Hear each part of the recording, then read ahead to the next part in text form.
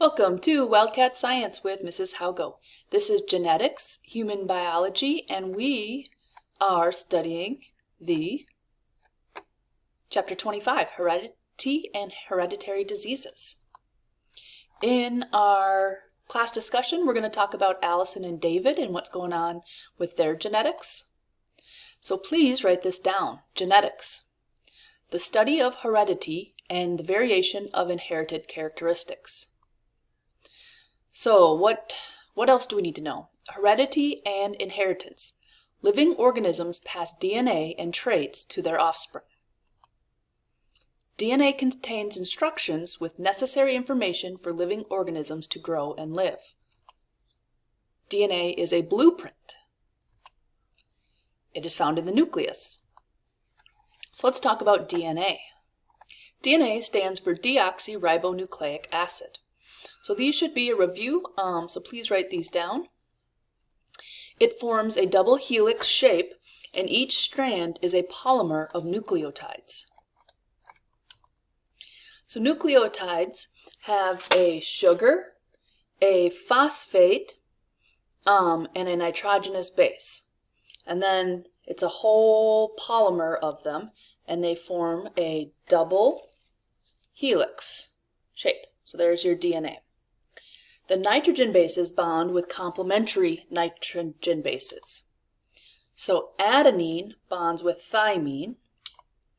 Cytosine, it's this one, cytosine bonds with guanine.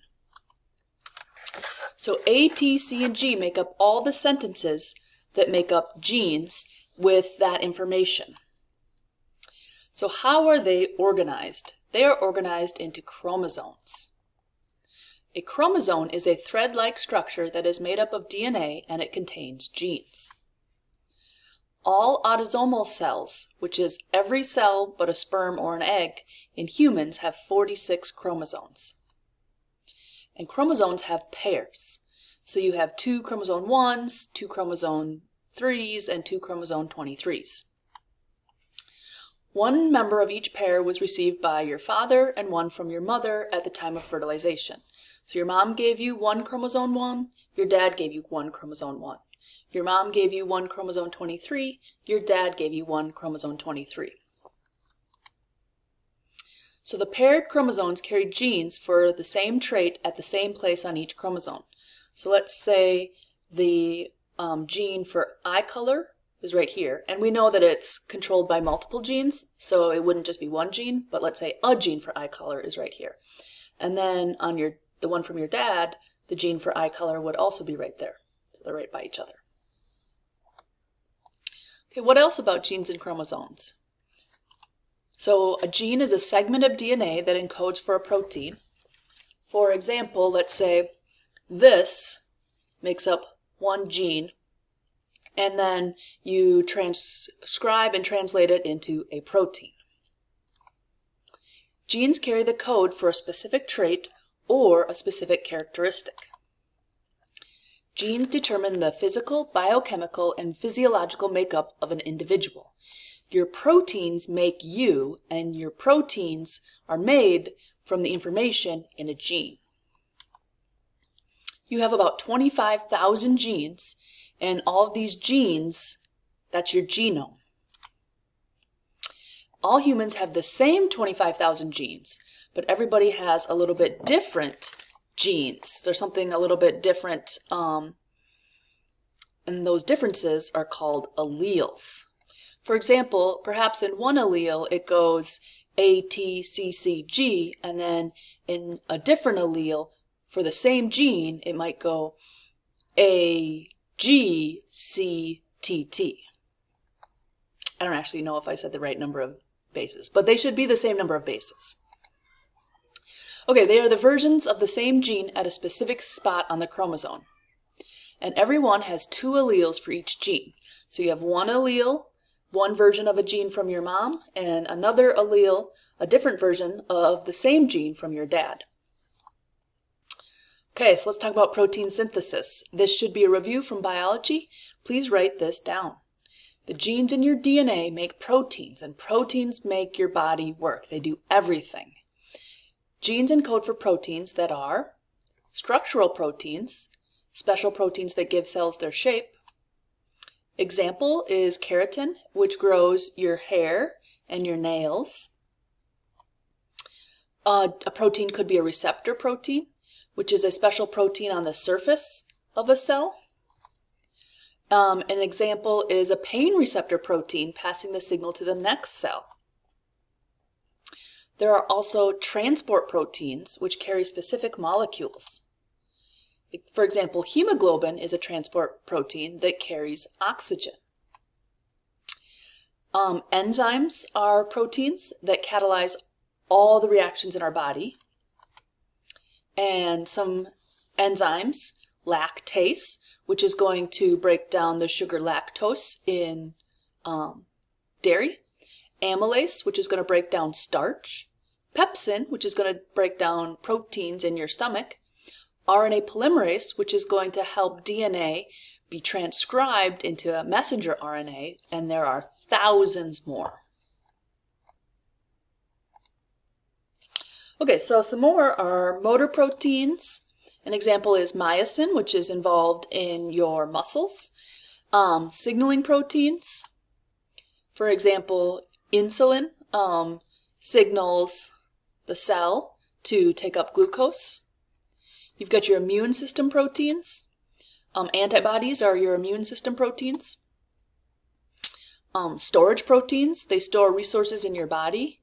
For example, albumin is a protein storage, and ferritin stores iron. So DNA is stuck in the nucleus. Proteins need to be in the cytoplasm or shipped out to other cells. How does this work? It works by transcription and then the process of translation. All right, so let's talk about transcription first. Overview of transcription, please write this down. The process of DNA making a messenger called messenger RNA or mRNA to send out to the cytoplasm. RNA is like DNA, except RNA is single-stranded.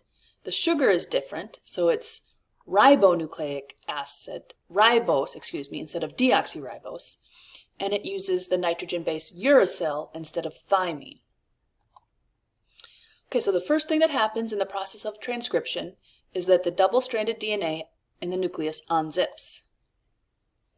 The enzyme RNA polymerase binds to DNA and causes complementary strands to separate.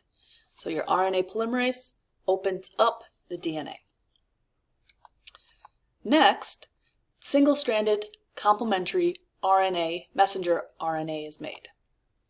So the RNA polymerase moves along the DNA template strand and matches a complementary RNA nucleotide to the template DNA strand.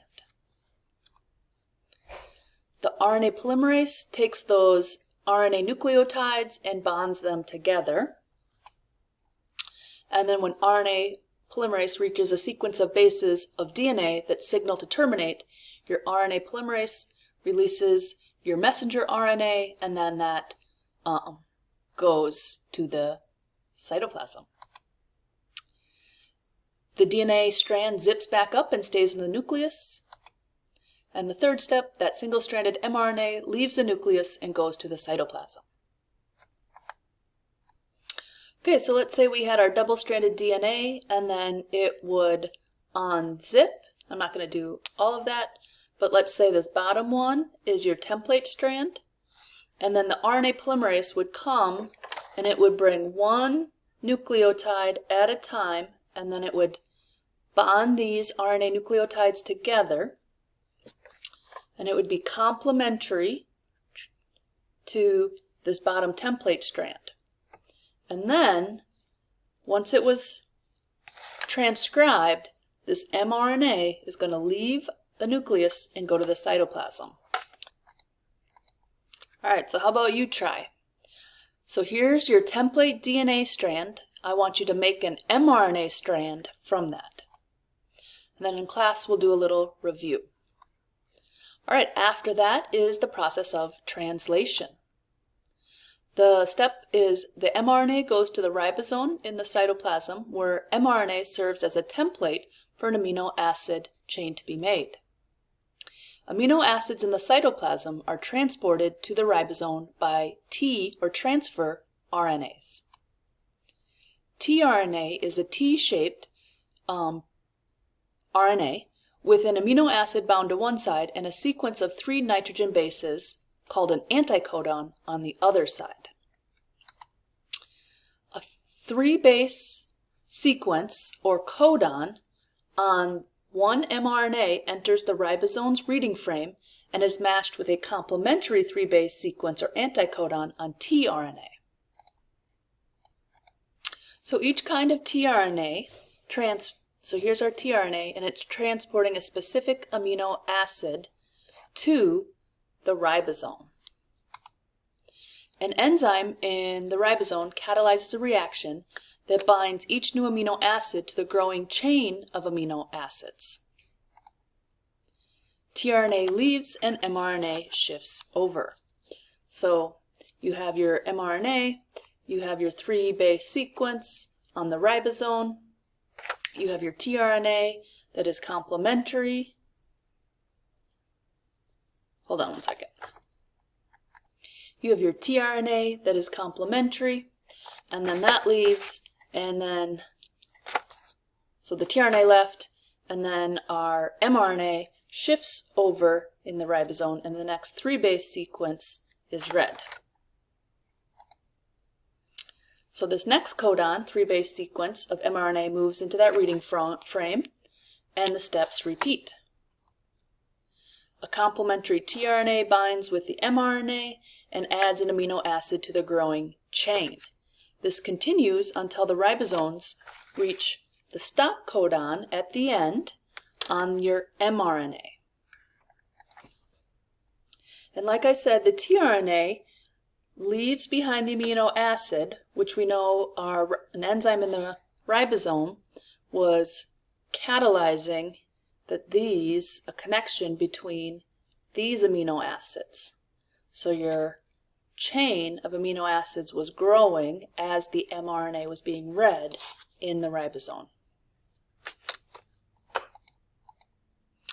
So your mRNA is released from the ribosome, your amino acid chain is released from the ribosome. The product is an amino acid chain, also known as a polypeptide chain, also known as a protein.